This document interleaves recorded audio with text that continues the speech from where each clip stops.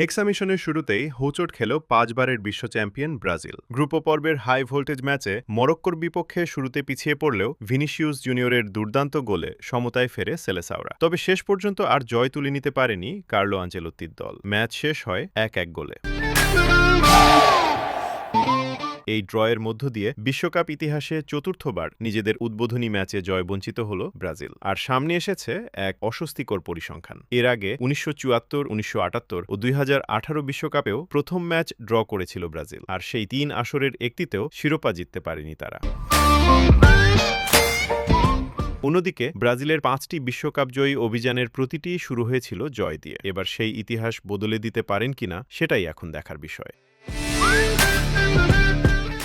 Desk report, press desk PD.